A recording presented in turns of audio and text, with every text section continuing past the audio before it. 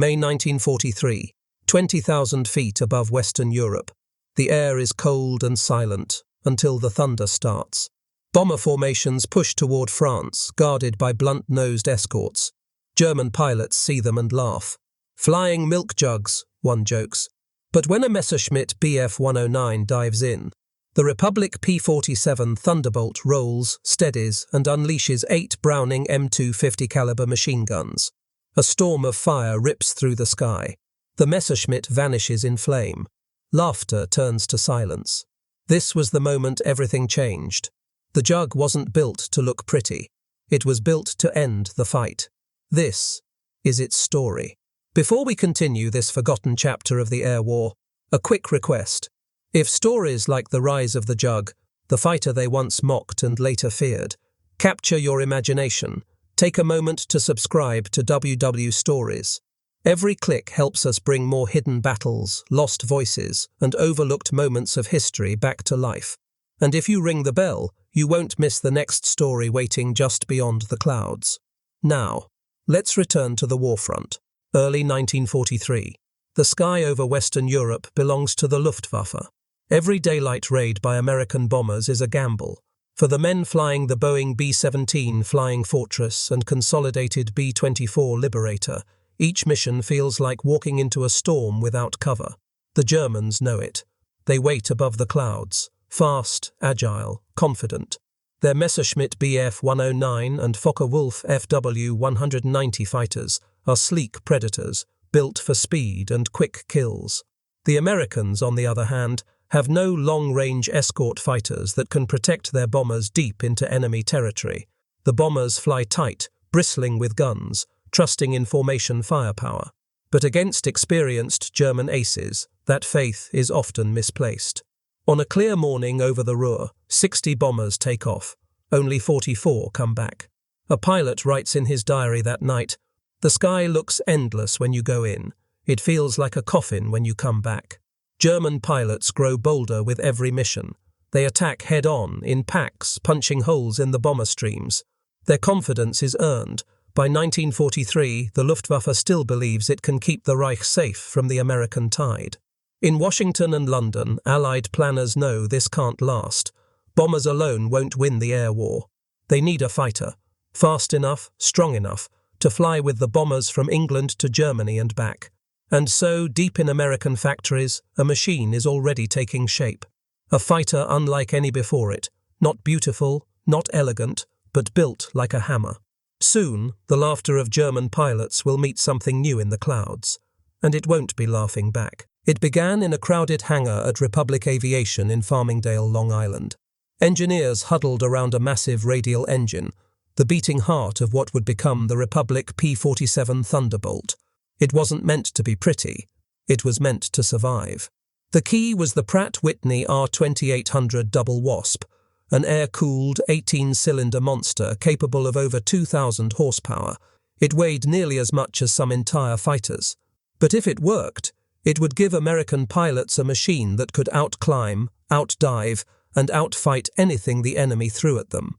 The designers had a choice: build a sleek, nimble interceptor, or build a flying fortress with teeth. They chose the latter. The result? A fighter with a wide fuselage, thick armor, and an engine so big it forced a unique turbo supercharger system into the tail. It wasn't elegant, but it gave the Thunderbolt something no German plane had: sustained power at altitude. When test pilot Roger Dyer first pushed the throttle forward, the entire airfield shook. The Jug leapt forward like a charging bull. It climbed higher, faster than expected. But some pilots weren't impressed. On the ground it looked too big, too heavy. Critics called it a tractor with wings. Even American pilots joked it should come with landing gear from a farm truck. Yet those same skeptics noticed something else. It could carry 8 50 caliber machine guns. It had a cockpit like a steel cage, and when they pushed it to the edge, it didn't break. This was no racer. It was a brawler. A machine forged not for grace, but for war. Spring 1943. Airfields in England buzz with new arrivals, the first squadrons of Republic P-47 Thunderbolt fighters. Ground crews stare at them with raised eyebrows.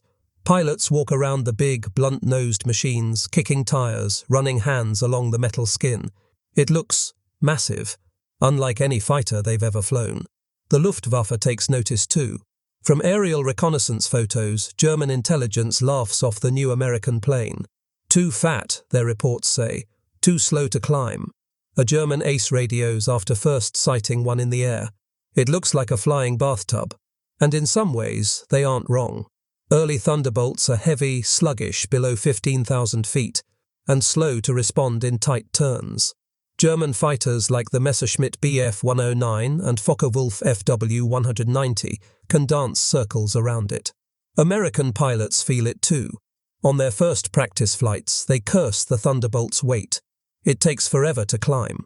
Turns feel like wrestling an iron bull. Some pilots even ask to be reassigned to lighter, nimbler aircraft. But what they don't know yet is what happens when the Jug finds its altitude. Up high, above 25,000 feet, the Thunderbolt becomes something else. Its massive turbo supercharger breathes easier, delivering power the German fighters can't match. And when it dives, nothing catches it. German pilots mock the Jug on the ground. In the air, their confidence is about to meet hard steel and 850 caliber guns. For now, though, they still laugh. They don't realize the punchline is coming. May 1943. Over the grey skies of northern France, the United States Army Air Forces sends the Republic P-47 Thunderbolt into combat for the very first time. The mission is simple on paper. Escort bombers, disrupt interceptors, bring everyone home. But for the pilots, it's a leap into the unknown. Few of them truly trust the Jug yet. It's too new, too different. The sun burns through the morning fog as the Thunderbolts climb. Engines howl like a storm. They break through the cloud layer and level off above 25,000 feet. Suddenly, the sluggish beast below feels alive. The turbo supercharger kicks in like a second heartbeat. The plane surges forward, steady and powerful. German radar operators pick them up. Scramble orders flash across Luftwaffe bases. Within minutes, silver streaks appear in the distance. Messerschmitt Bf 109s and Focke-Wulf FW 190s, climbing fast to intercept. The first engagement is chaos. A German fighter dives in, expecting easy prey. The Thunderbolt rolls, then dives. The Jug drops like a stone, accelerating past 500 miles per hour. The German pilot can't follow. The American comes back up behind him like a hammer.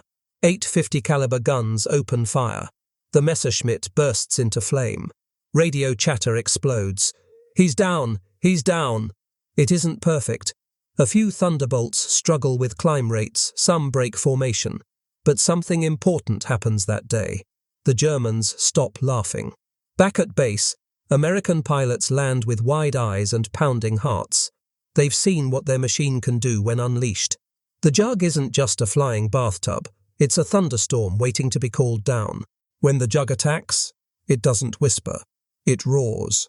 Each Republic P-47 Thunderbolt carries 8 Browning M250 caliber machine guns, 4 in each wing. Each gun spits out rounds the size of a man's thumb at 800 rounds per minute. In combat, that means more than 100 rounds per second tearing through the sky. Other fighters carry 2, maybe 4 machine guns. Some Germans rely on 20mm cannons for single, hard punches. But the Jug brings a sledgehammer.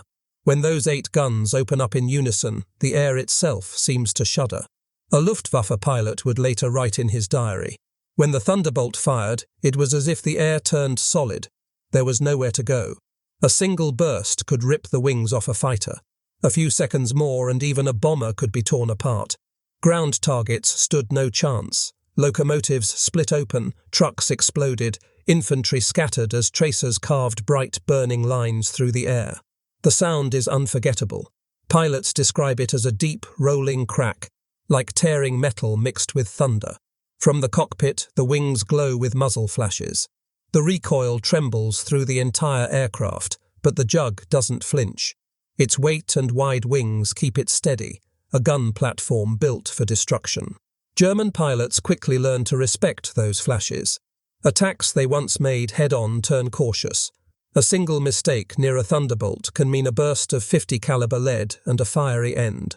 The Jug may not dance like a Messerschmitt, But when it speaks, the enemy listens. Dawn over England. A row of Republic P-47 Thunderbolt fighters wait on the tarmac, their engines growling low like caged beasts. The bombers are already forming up, dozens of Boeing B-17 Flying Fortress and consolidated B-24 Liberator aircraft lifting into the pale sky. The mission? Penetrate deep into German airspace, destroy factories, break the enemy's war machine. For the Thunderbolt pilots, the climb begins slowly. Below 10,000 feet, the jug feels heavy. The German fighters are faster here, more nimble. But as the formation rises, the air thins, and the real design of the Thunderbolt comes alive. The massive Pratt & Whitney R2800 double Wasp engine breathes easier. The turbo supercharger roars, feeding the beast with cold, high-altitude air. By 25,000 feet, the jug is no longer a lumbering brute. It's a bullet. German interceptors scramble from airfields across France and Belgium. Messerschmitt Bf-109s and Focke-Wulf FW-190s climb fast, trying to meet the bombers head-on. But something's different now. The Thunderbolts are already there. They dive from above, using gravity and horsepower as their weapons. In a vertical dive, the jug is untouchable. It can hit speeds German fighters can't safely follow. American pilots learn to use this. Attack from above, blast through with their 850s, then climb back into the sun. German pilots report frustration in their after-action logs. The Thunderbolts are too high, we cannot catch them. The skies above the Reich no longer belong only to the Luftwaffe. A new power is staking its claim, loud, heavy, and unstoppable. The jug's climb is slow at first, but once it owns the high ground, it rains thunder. June 1943. Over northern France, a bomber stream of Boeing B-17 Flying Fortress aircraft pushes inland. Below them, the ground is a patchwork of fields and rail lines. Above them, the sky is crisp and cold, perfect hunting weather. The Luftwaffe has been waiting. From the east, a swarm of Messerschmitt Bf-109 and Focke-Wulf FW-190 fighters streak in, confident, experienced.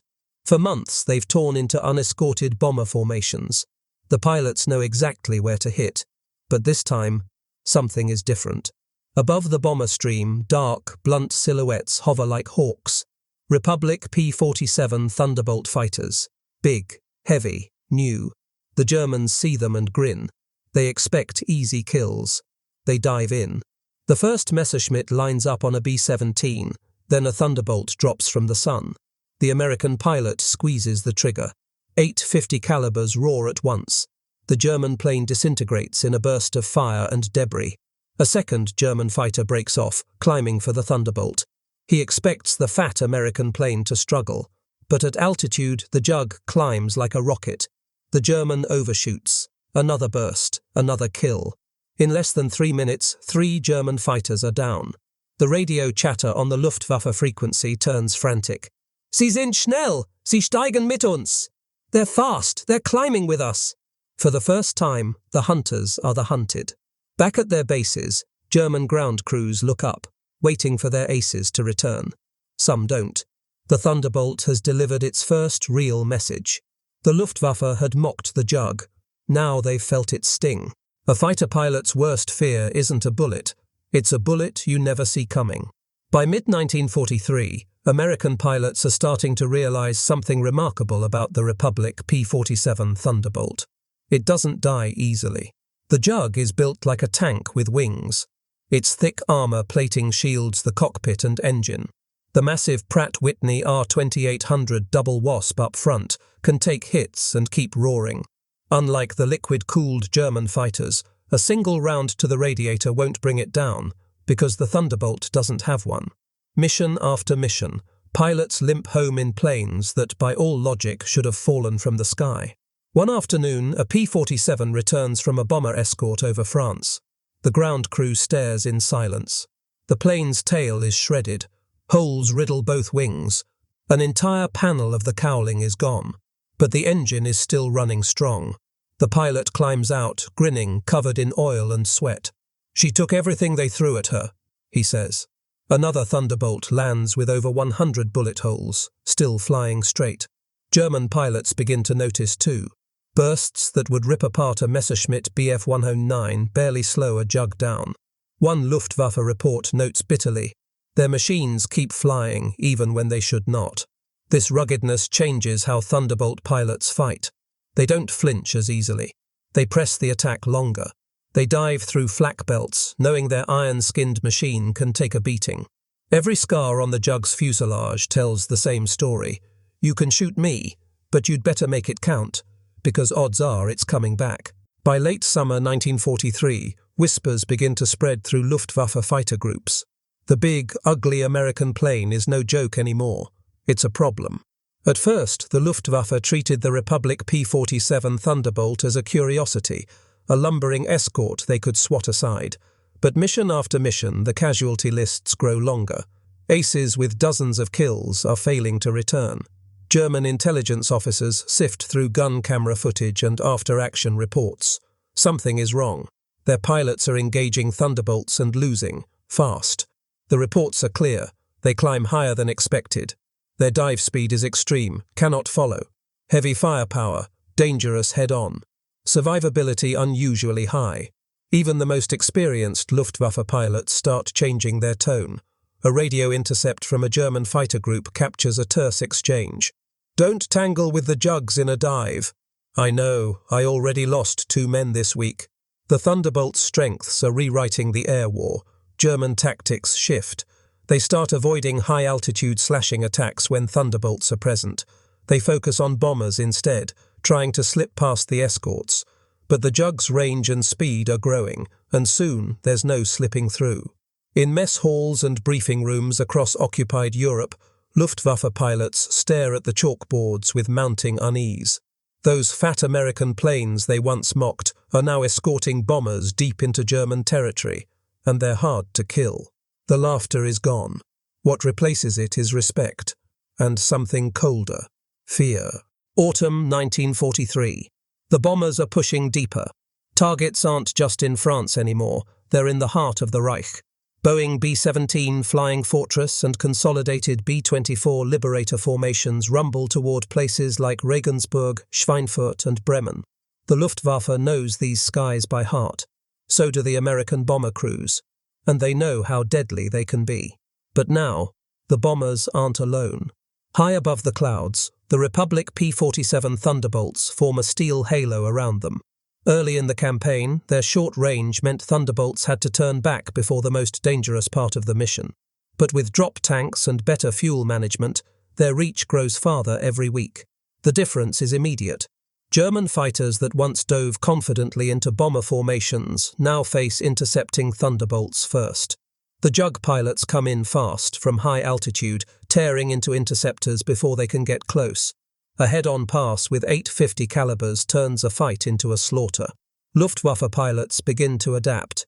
They wait until the Thunderbolts turn back. Except now they don't.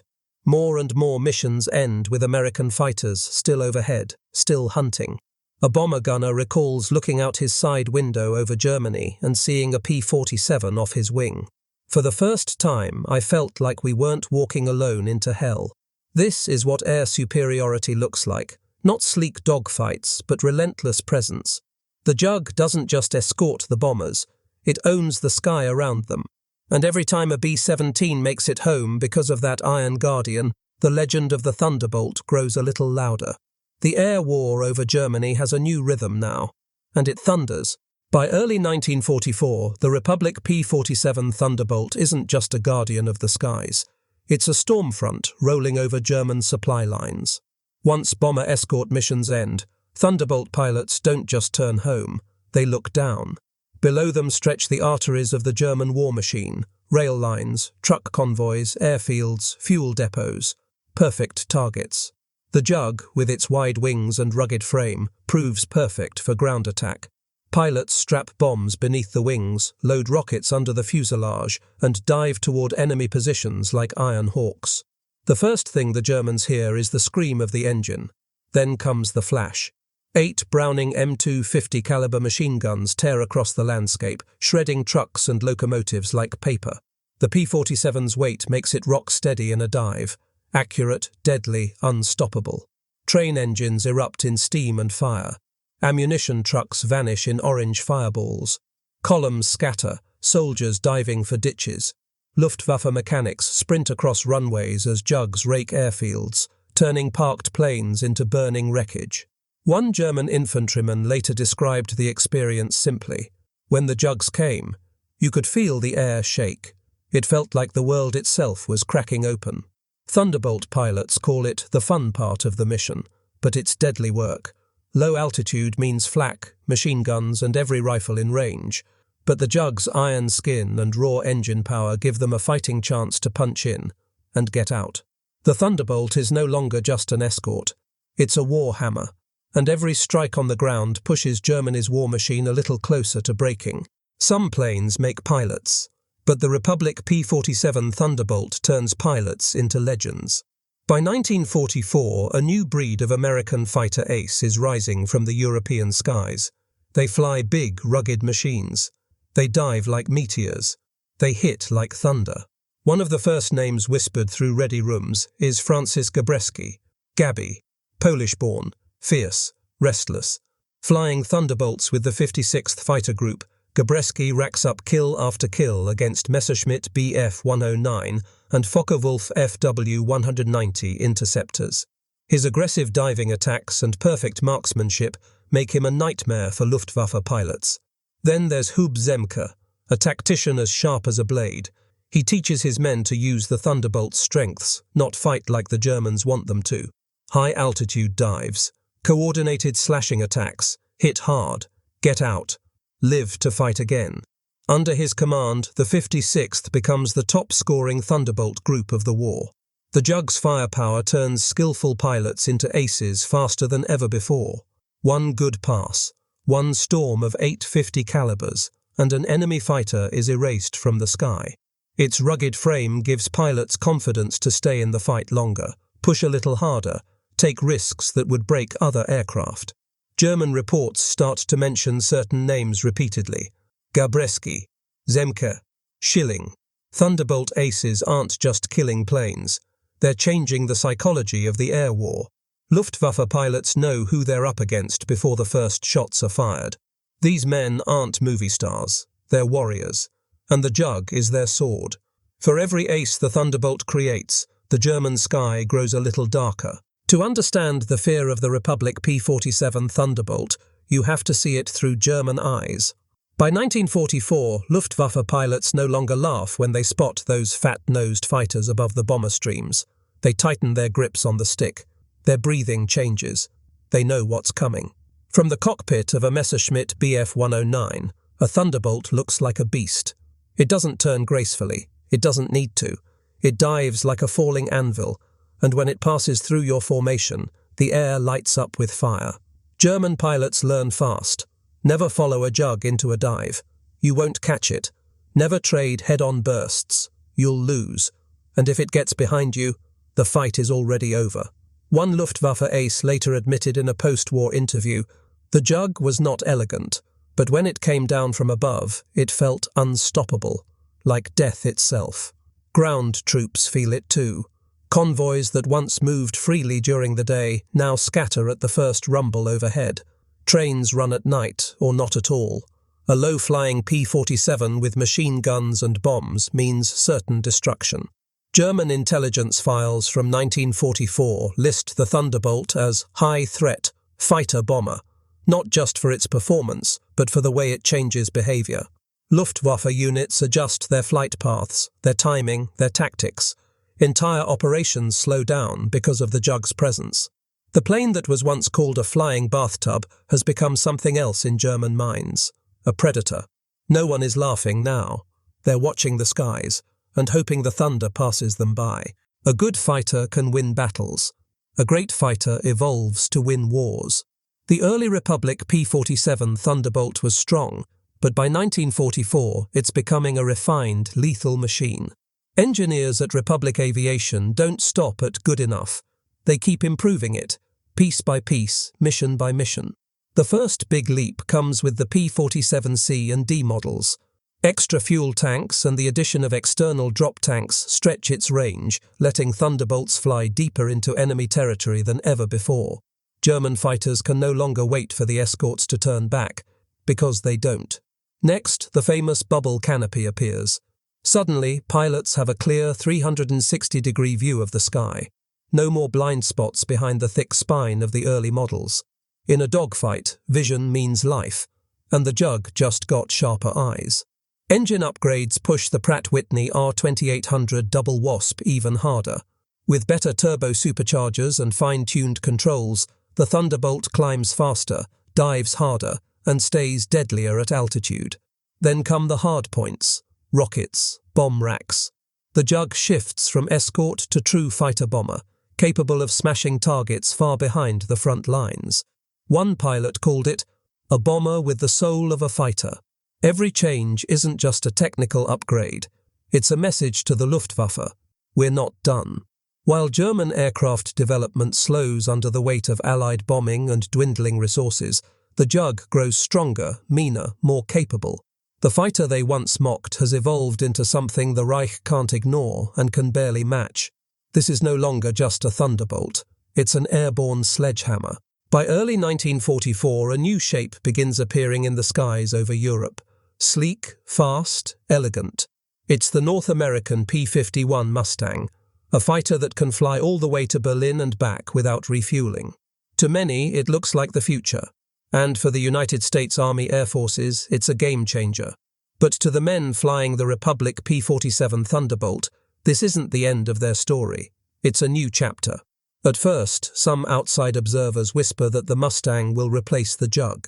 It's faster, more agile, longer-legged. But the truth is more complicated.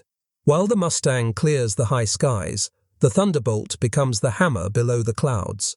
The P-47 is too valuable, too rugged, too powerful to sideline. Instead of escorting bombers deep into Germany, more Thunderbolts shift to fighter-bomber operations, hitting rail yards, convoys, bridges, airfields. They leave a trail of fire and wreckage from Normandy to the Rhine. Together, Mustang and Thunderbolt become a 1-2 punch. One dominates the air, the other crushes the ground. A German officer would later describe it bluntly: the Mustangs owned the sky. The Thunderbolts destroyed everything else. Jug pilots wear that reputation like armor. While Mustang pilots duel in the stratosphere, Thunderbolt pilots dive into flak and gunfire, flying low and fast, smashing the war machine piece by piece. Both planes share the same goal: break the Luftwaffe, clear the path for victory. The sky isn't a competition between Mustang and Thunderbolt, it's a storm, and the Reich is standing in the rain. The sky can be merciless, but the ground can be worse. By mid-1944, the Republic P-47 Thunderbolt has become the sharp edge of the Allied spear. Its new mission isn't just to fight aircraft, it's to break the German war machine piece by piece. That means flying low, real low, and down there waits the flak. German anti-aircraft gunners are well-trained and heavily armed. 20mm cannons, 37mm batteries, machine guns, and light flak belts cover every major road and railway line. The air around bridges and supply depots is a storm of black puffs and tracers. Most planes wouldn't survive long in that kind of fire, but the Thunderbolt isn't most planes. With its thick armor, rugged airframe, and that massive Pratt & Whitney R2800 Double Wasp engine, the Jug can take hits that would tear other fighters apart.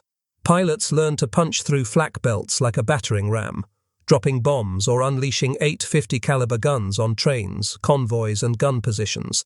Then climb back into the clouds, engines screaming. Flak bursts tear holes in wings, control surfaces get shredded. But again and again, the Thunderbolt brings its pilots home.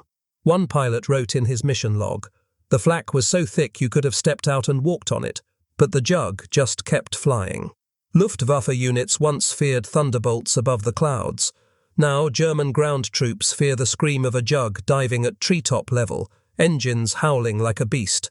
Every pass costs something, but every pass weakens the Reich. Thunderbolts don't tiptoe through flak, they punch through it, and they survive. By 1944, the tide has turned. The skies that once belonged to the Luftwaffe now roar with the engines of Boeing B-17 Flying Fortress bombers, North American P-51 Mustang escorts, and hundreds of Republic P-47 Thunderbolt fighter bombers. For the Germans, every mission feels like trying to breathe underwater. The Luftwaffe's veteran aces are dying or captured. Fuel is scarce. New pilots, rushed into combat, face seasoned American squadrons with little hope. Thunderbolts hunt not just for dogfights, but for total control. They roam in packs, striking airfields, ambushing returning fighters, sweeping ahead of bomber formations. Luftwaffe units once feared seeing them. Now they fear not seeing them, because if the jugs are up there, it means the Americans own the sky. Every tactic the Luftwaffe once relied on begins to fail. They can't outclimb the jug at altitude, they can't outrun it in a dive, and head-on, those 850 caliber guns decide the fight in seconds. German pilots who once mocked the flying bathtub now talk about it with respect, even resignation. One after-action report reads simply, "Thunderbolts dominate, engagement not recommended unless advantageous." The numbers tell the story. Thunderbolts shoot down thousands of enemy aircraft. Their presence slashes bomber losses. Their ground strikes choke German logistics. The Luftwaffe hasn't just been beaten, it's been ground down, mission after mission, by relentless American air power. When American troops cross the beaches of Normandy, they do so under a sky already won. A sky where the jug helped break the Luftwaffe's back. Victory didn't come from one battle, it came from a storm, a thunderstorm. Spring 1945. The war in Europe is burning itself out. The Luftwaffe is a shadow of its former self. Its fuel depots are dry, its airfields cratered, its veteran aces gone. But the Republic P-47 Thunderbolt is still in the air, louder, heavier, deadlier than ever. By now, Thunderbolts aren't just flying escort or air superiority missions. They're the spearhead of destruction on the ground. Bridges, fuel depots, convoys, tanks. If it moves, the jug finds it, and kills it. The final months of the war see Thunderbolt pilots roaming freely over Germany, striking targets at will. Entire columns are obliterated before they ever reach the front. Flak gunners fire wildly, desperately, but the jugs keep coming. One German soldier would later remember, "We didn't fear what we could see. We feared what we could hear. That engine scream, that thunder." And through it all, the jug keeps proving what it was built to do. Take punishment, dish it out harder, and bring its pilots home. When the Reich finally collapses, the jug has written its name into history in smoke and steel. More than 500,000 combat sorties, thousands of enemy aircraft destroyed, tens of thousands of vehicles and trains turned to twisted metal. For the pilots who flew it, the Thunderbolt wasn't just a machine. It was a companion, a shield, a hammer. As peace settles over a ruined continent, the jug's engines fall silent, but its legend is still echoing in the broken rail yards and silent airfields it left behind. This was the jug's final roar, a storm that helped end a war. When the Republic P-47 Thunderbolt first appeared over Europe, the Luftwaffe laughed. They called it slow, fat, clumsy, a flying milk jug. But war has a way of erasing illusions. What the Germans didn't see in those early months was what made the jug different. It wasn't built to be beautiful. It wasn't built to dance. It was built to fight and to survive.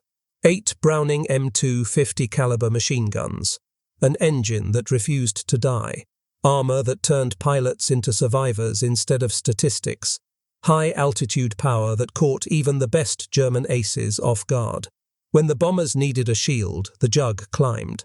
When the Luftwaffe tried to fight back, it struck like a hammer. And when the war moved to the ground, it roared over rail yards and highways, tearing the lifeblood out of the Reich. It became more than an airplane. It was a symbol of industrial strength, of stubbornness, of power that didn't need elegance to win. A Luftwaffe ace once admitted after the war, quietly, "When the jugs came, we knew it was over." In the end, the plane they mocked helped break their air force. The jug didn't win the war alone, but without it, the road to victory would have been longer and bloodier. As the skies over Europe finally fell silent in 1945, the Thunderbolt had done its job. Not with grace, not with beauty, but with thunder. This was the jug, the fighter that roared when others whispered, the storm the enemy never saw coming.